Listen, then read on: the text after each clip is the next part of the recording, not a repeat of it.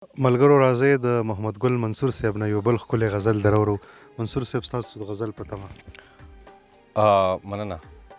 په ژوندانه کې یو ځل دې مقام ته ورسېدی، په ژوندانه کې یو ځل دې مقام ته ورسېدی چې ستا د نظر د تماشې مقام ته ورسېدی.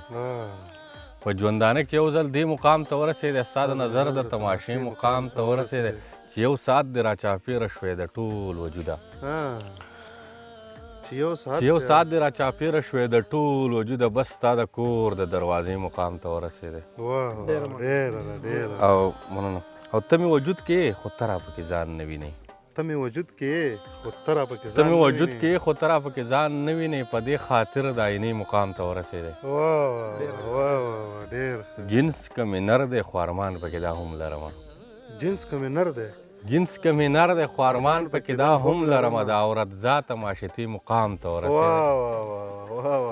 جنس که مې نر دی خو ارمان پکې دا هم لرمه، د عورت ذاته معاشرتي مقام ته ورسېدی. ما او جانان به دواړه یو کې دا یقین لرمه، ما او جانان به دواړه یو کې دا یقین لرمه، اوس پښتانه چې د جرګې مقام ته ورسېدی.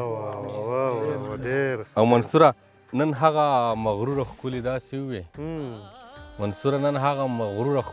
ووې، چې ستا د شعر د مصري مقام ته ورسېدی.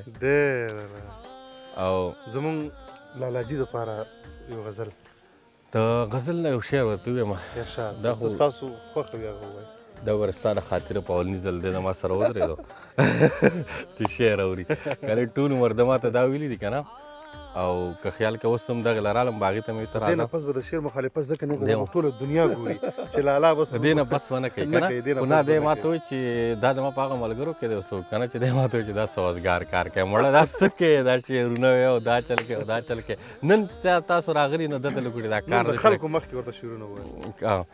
خو زما هغه شعر دی چې د جانان غېږه کې مې هم یادېدل، د جانان غېږه کې مې هم یادېدل، ځینې یاران داسې خواږه یارانو، د جانان غېږه کې مې هم یادېدل، ځینې یاران داسې خواږه یارانو.